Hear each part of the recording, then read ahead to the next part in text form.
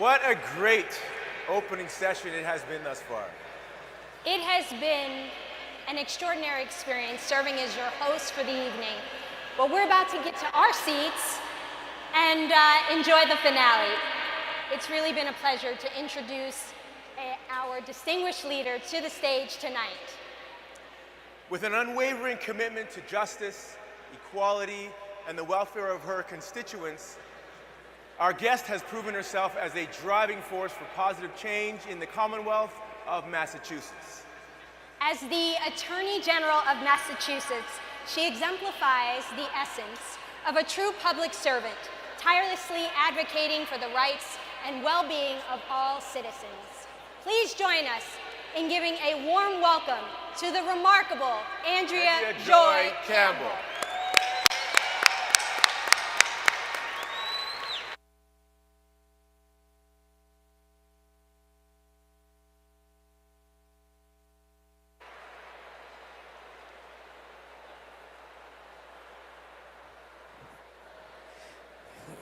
Are these working? Oh, they are.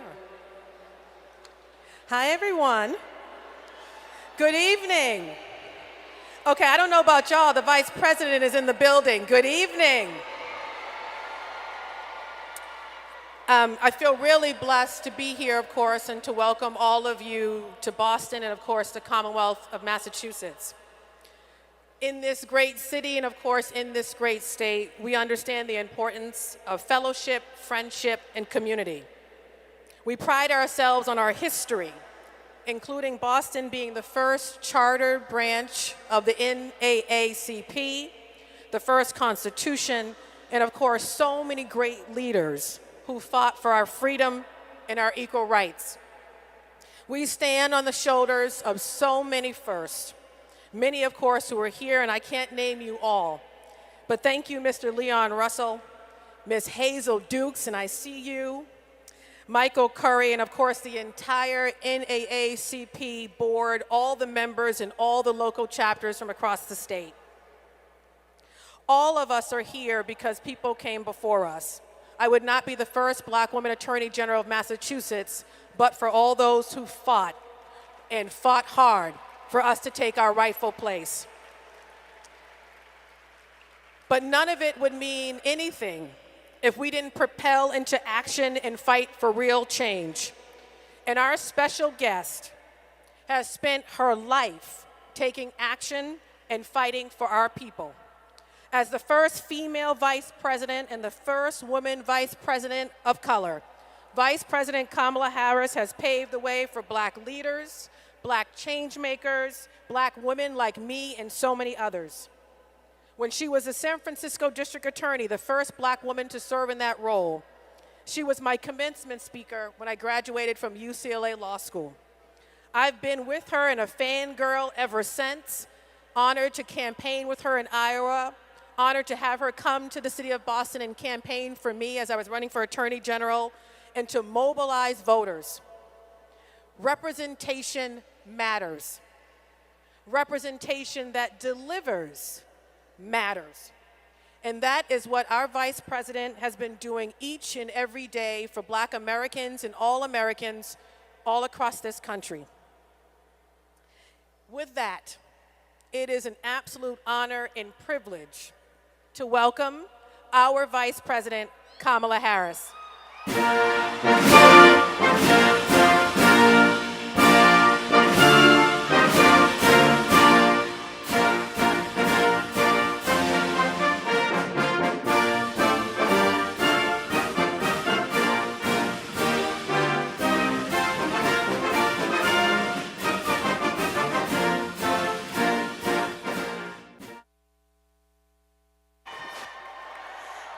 Good evening, everyone. Good evening. Hi. Hi, General. Hi, Vice President. I will tell you, I was remarking to my team that I feel like Oprah. It's an honor and a privilege to have you, of course, and let me get my questions in order. And we can start with so many different things. But as you crisscross the country, and of course, you're meeting with Americans in every community, of every demographic, and you're seeing that it is really important, as Mr. Russell just said, civic engagement and the importance of our voices. What does that look like to you? What does it feel like? And why is that important in this particular moment in time? Well, let me start by saying, as a lifetime member of the NAACP,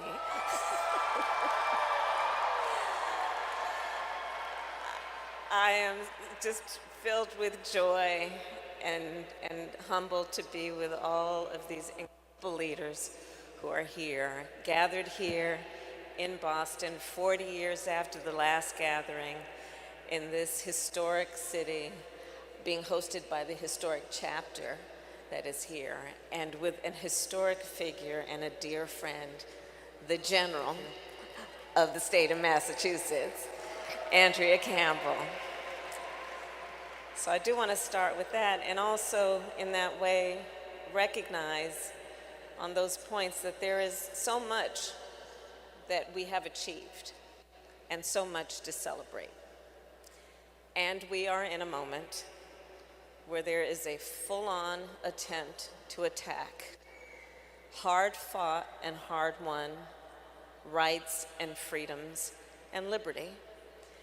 And what I know about the leaders who are here is that the members of the NAACP are up to the challenge to fight for these hard-won rights and freedoms, and we know every day we must be vigilant in protecting that which we have achieved and keeping our eyes on our vision, our collective vision of how we can continue to strengthen our nation. We could go in so many different directions, but because you talked about just fundamental rights and how many of them, of course, are under attack, you have been a fighter, a forceful fighter and leader for fundamental rights, and of course, our right to do whatever we like with our own body. Yeah.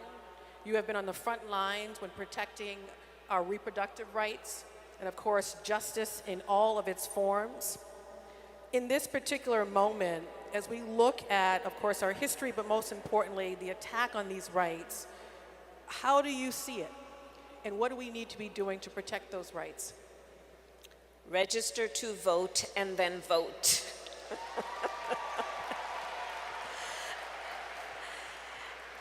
And again, let me thank the leaders who are here.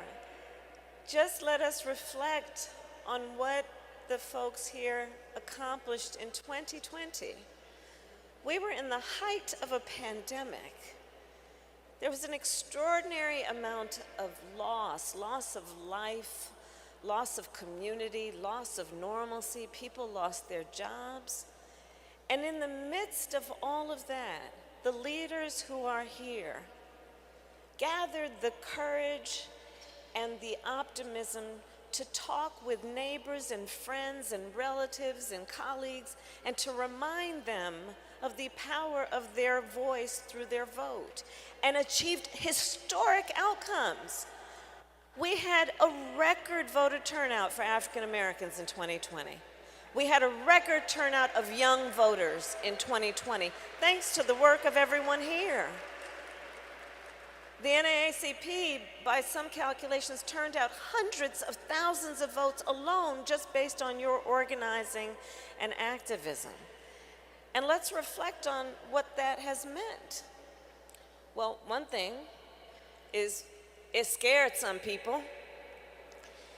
And it is by no coincidence that immediately thereafter you started seeing extremist so-called leaders passing laws restricting voting days, making it more difficult to vote, banning drop boxes, shortening the amount of time people could vote ahead of the election, passing a law making it illegal to give somebody food and water while they are standing in line to exercise their civic responsibility and duty.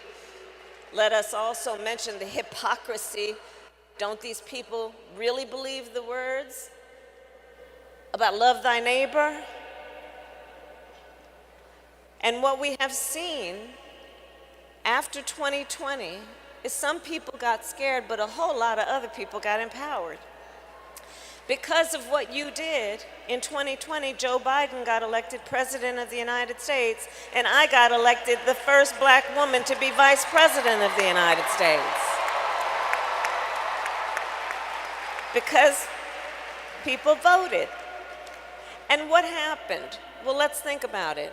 Before, we knew that our seniors, and black folks are 60% more likely to be diagnosed with diabetes. Before, we knew that our seniors were making difficult decisions about whether they could put food on their table or fill a doctor's prescription which would save their life.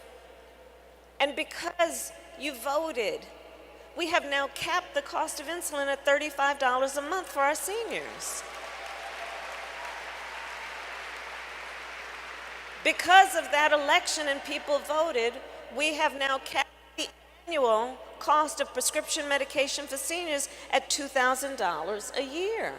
Because you organized and led and reminded people their voice matters. Think about it. Before, so many people in so many places around our country, including right here in Boston, were talking about how we need to stop and end those lead pipes because the water coming out of those lead pipes is toxic and is harming the health of our babies and impacting their ability to learn. And for years, folks had been talking from the community about this and saying, you know, I may not be a doctor, but I'm not stupid. I know what is happening.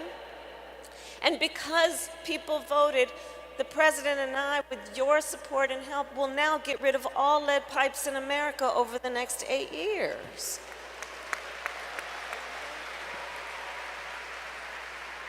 Before, our small businesses, which are part of the lifeblood, the economic lifeblood, the cultural lifeblood of our communities, were saying, you know, for minority-owned businesses, it's hard to get access to capital.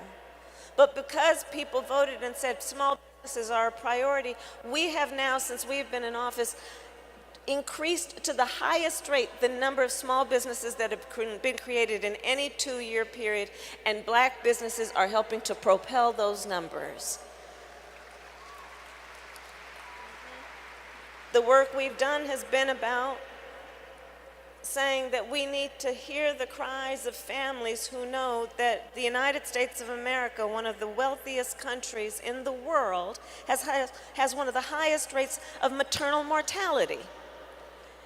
And because folks voted and we were able to be there, we elevated the issue of maternal mortality, and particularly black maternal mortality, because in this country, black women are 3 to 4 times more likely to die in connection with childbirth than other women. And we said, we've got to address this. And because we are doing that, we see, for example, that in states before we started, only 3 of the states extended Medicaid coverage for postpartum care from 2 months to 12 months. And we issued the call and the challenge, and now 35 states have postpartum care up to 12 months. Right, that's right. And I've been calling out the states that haven't. I'll let you all know. And I love, you know, how you did this, of course, on the trail, you and the president, talking about the things that matter to folks, economics, affordability, and making what we do relevant to their daily life.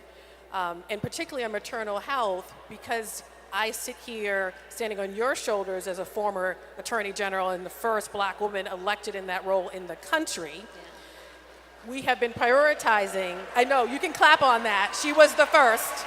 And then we have A.G. Tish James in New York. Exactly right. And then me, there's only 3. There's only 3. There's only 3. Ever. Only 3 black elected AGs, and more to come, right? More to come. That's right. More to come. That's right.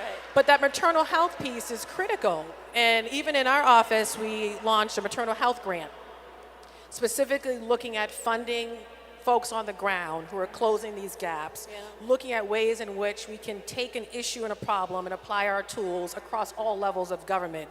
So just kudos to you on the leadership. But as we talk about life and young people and babies, I'm going to pivot to gun violence, which we know is a major epidemic in this country. I can't imagine what it feels like to get the calls from every part of the state when it comes to another mass shooting or another life loss. So I'd love for you to take a moment and opportunity to talk about the work you're doing to end gun violence and what folks here could be doing as well. Particularly those, I know there are folks in the audience who do this work every day, breaking cycles of violence in community. And they are community-based. Each of us has a role, but I would love for you to talk about that. So as you know, because you do get those calls in the middle of the night, every life lost is one life too many, and the way that it also, in terms of that loss, reverberates through families and communities, and the resulting trauma, often undiagnosed and untreated, being the lingering effect of it all. And it's important when we talk about what makes for smart and reasonable gun policy to recognize it is about mass shootings and it is about everyday gun violence that is happening in America. Gun violence is now the #1 cause of death of children in America, not some health disease. Gun violence is the #1 cause of death for children in America. 1 in 5 Americans know somebody who was killed by a gun. Talk about the trauma that communities are experiencing. So here's the thing. On this issue, first of all, it is a false choice that some would push to say you either support the Second Amendment or you want to take everyone's guns away. That's a false choice. The reality is that we need reasonable gun safety laws. For example, assault weapons. Assault weapons are by design used to kill a lot of human beings quickly. There is no place for an assault weapon on the streets of civil America. We need to renew the assault weapons ban. We need to have universal background checks. Why? It's reasonable to say that we might want to know if somebody is been found by a court to be a danger to themselves or others before they could buy a lethal weapon. It's just reasonable. You might want to know that. You might want to know if someone has committed a crime of great violence before you let them buy a gun. It's just reasonable.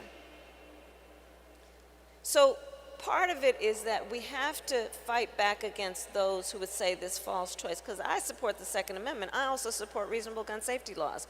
And here's what we need to do. Vote.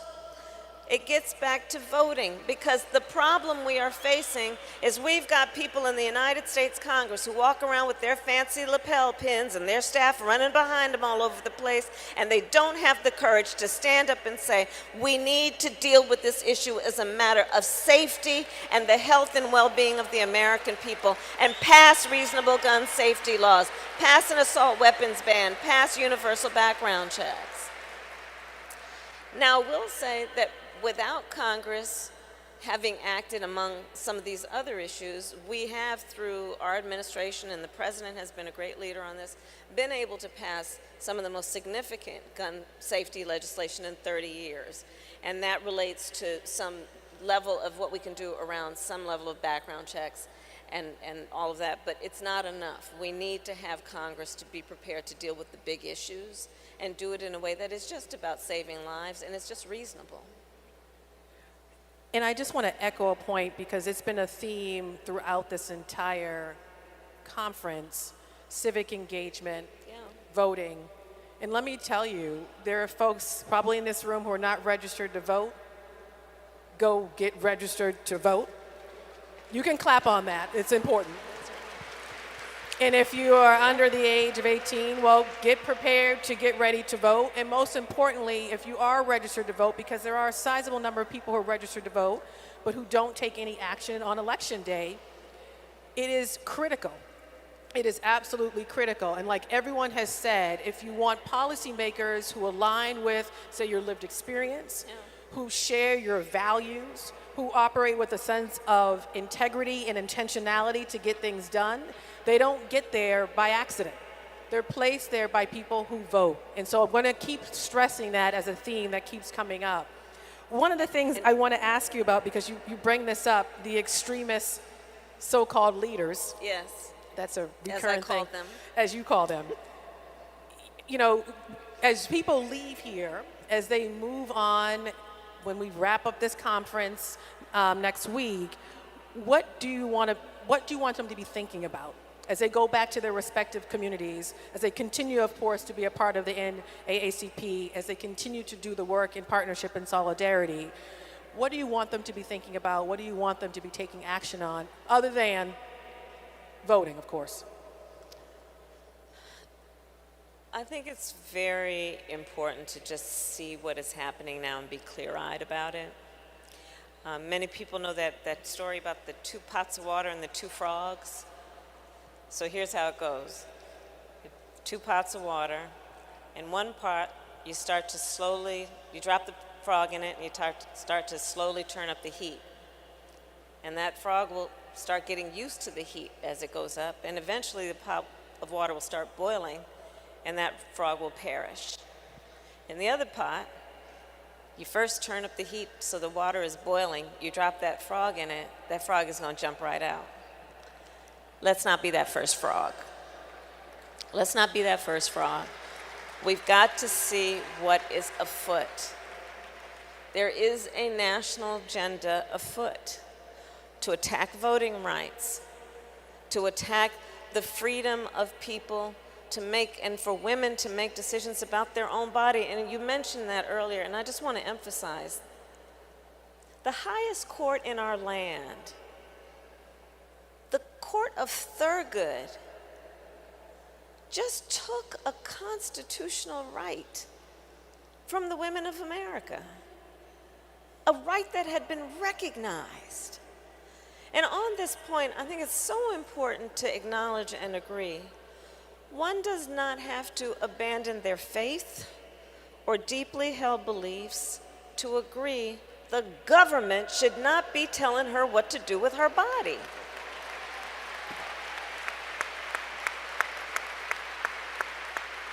She can choose to make that decision with her pastor, her priest, her rabbi, but the government should not be telling her what to do.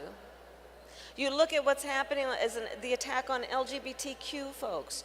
You look what's happening in book bans. You look at this ridiculous thing that is happening in Florida where they dare to suggest that enslaved people benefited from slavery. We got to pay attention, because they actually thought they were going to get away with that. They actually thought they were going to get away with that. So I ask all the leaders here, as you return home after this wonderful convening and this opportunity for fellowship, that pay attention to the details of what's happening in your community, in your state legislatures. I mean, I went down to Tennessee to go be with the Tennessee Three the day after those 2 young leaders, the Justins and Gloria. I know everyone here was paying attention. I mean, imagine, these 3 are elected officials in their state legislature. They are in a session, they're in official session in the state legislature. And these 3 are trying to debate the issue of gun violence because their constituents, the 3 of them, are crying out for some leadership and some help. And so these leaders are channeling the voices of the people. And these extremists cut off their microphone. This is not a metaphor where somebody tried to shut you up. They literally cut off their microphone. But see, here's what I love about those 3. They were like, all right. Anybody got a bullhorn? Yeah, that's right. And they went back in. That's right. And they pulled out that bullhorn because they would not be quiet, and they will not be quieted. And so as we go back home, let us remember all that is at stake, and that the activism and the organizing makes a difference, and it matters, and sometimes you feel like you're up against just so much that is wrong, and it's unbelievable, and it can be tiring. But we know we stand on the shoulders of people who did not tire, because we know it is worth it, and we know when we fight, we win. When we fight, we win.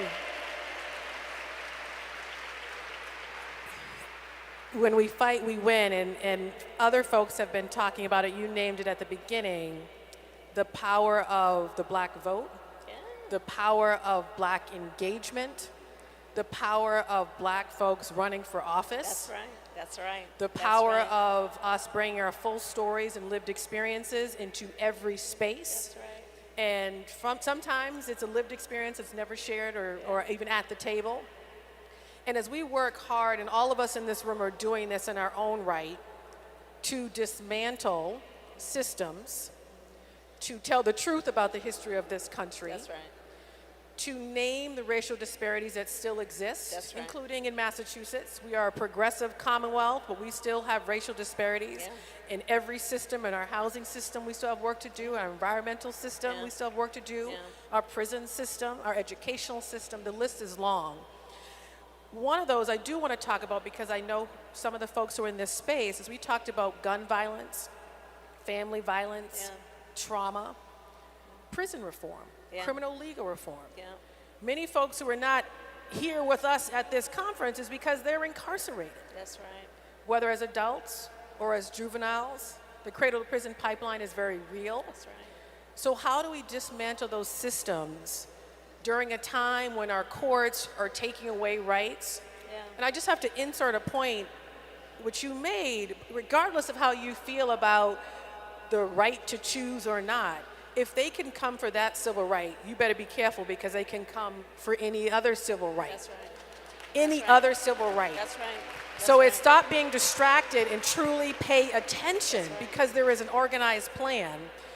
But as we do this work and want to mobilize all of our people, including those people who are behind the wall, including those folks who have a voice and something to bring to the table in leadership, what does that look like from the administration's perspective? What does that look like from your perspective? And you've been doing this work for some time.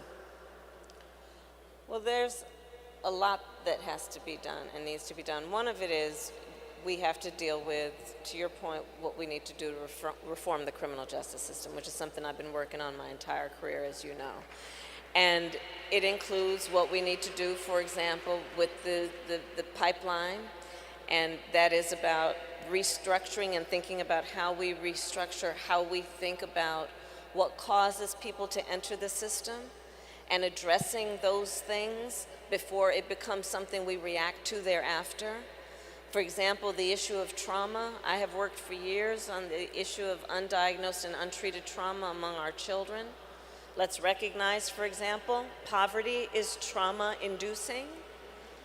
Let us recognize all of the contributors, and we need to address it with intervention that is about having an approach that is about lifting folks up and having some level of concern and empathy for their experience. I think one of the issues that we're facing is there's this perversion that's happening around what does strong leadership look like, and this suggestion that it's a sign of strong leaders to beat people down, when in fact the true strength of a leader is they who lift people up and have empathy and have some level of concern and care for the suffering of other people, as opposed to these so-called extremist leaders who act as though empathy is a sign of weakness. But back to the point of what we need to do to reform the system, it's about putting resources into communities. It's about addressing issues like access to capital. It's about addressing issues like access to pathways towards intergenerational wealth, which includes the ability to own a home, the ability to start a business, the ability to relieve student loan debt, which is something we've been working on and will continue to fight for. There is the piece of it that's about what we need to do around police reform. And that is, you know, I strongly believe it should be thought of as a civil right for all people to be safe including safe from the people sworn to protect us. And we should think about how we work toward then safety in a way that we address it from all directions. And then, of course, there's what we need to do that is about really having a commitment to access to opportunity. And again, that's where we have to be clear-eyed. The Supreme Court just basically did away with affirmative action, which was all about access to opportunity. The fight that has been the fight of the people who are the founders of the NAACP was a fight that was about freedom, about equality, about liberty, and about access to opportunity. And there are people who are intentionally trying to destroy access to opportunity for those who have been left out or overlooked. You look at what's happening with these so-called leaders who are trying to say that diversity and equity and inclusion is somehow a bad thing. Let us not let them get away with that. They're trying to get rid of DEI programs so that corporations will stop paying attention to who they're hiring and promoting. Will stop paying attention to who gets accepted to schools, thinking about the issue of equity. So all of these factors are connected. And to care about one is to also have the responsibility to see it in the context of the others. And I think stressing the intersectionality of all these issues. Indeed. Our community is dealing with so much and has been because the systems were designed in such a way to exclude, to marginalize, to oppress, and specifically Black people, right? There's history that we often don't want people to learn about. And frankly, even some of the history I needed to learn, I didn't learn in my public school education. I learned some of it maybe at Princeton, but when I was at UCLA Law School, critical race theory was in the building. And looking at ways in which our legal systems and other systems were designed to exclude. And so we have an obligation not only to know that history, but to use every tool that we have in our power to dismantle these systems, not just reimagine them, but take real action to close these gaps. Yeah. And the power is with us. That's exactly right. I know we only have you for a short period of time because I could be up here all day Oprahing. But I just want to end with this because I said, Mom, what? You know, my biological parents are deceased, but my mom is my aunt. And I said, Mom, what would you want to ask the vice president? And she said, and I thought she was going to come with a deep question about the Supreme Court, affirmative action, but her question was, does she bake? Does she cook? What does she do? I'm a very good cook. So I don't know if Mom is watching this or not. They were at a jazz festival earlier in Cambridge. But she was like, does she bake? Does she cook? What does she do to sustain self? I must admit, and I think there are plenty of people here who would say this about themselves, so I'm not going to feel immodest. I am a very good cook. And I love to cook. And these days, I'm really traveling a lot. I was in Iowa yesterday. I'm going to be back in Florida next week. People in the back. But Sunday family dinner is the thing I really try to hold on to the most, and that's when I cook. And whoever is around, the kids, family, bring your friends, whoever's around. But that's probably my favorite time to cook, to just hold on to that. But yes, I cook. I'm not much of a baker. She's a but baker. I'm more, but I admire that. But I'm a really good cook. I am not, but I appreciate that. I want some of your food. We have a short period of time, so before you go off to the next thing, and before I invite the audience to give a round of applause, because we could have talked about many issues, frankly, and we never have enough time to get to everything. But I think what we all understand when you are the first, serving at the national level, it is a significant responsibility and weight on your shoulder. We were remarking, they're coming for us. And what that means is that you have to sustain yourself, of course, be protected, but also do the work. And so as we go into this round of applause for our vice president, really thinking about what elected officials, particularly people of color, are going through in this moment in time, As you send her off, I ask everyone to just stand up. I'm going to do the same and give our Vice President a round of applause for the work she does every single day. And thank you all for being here. Thank you.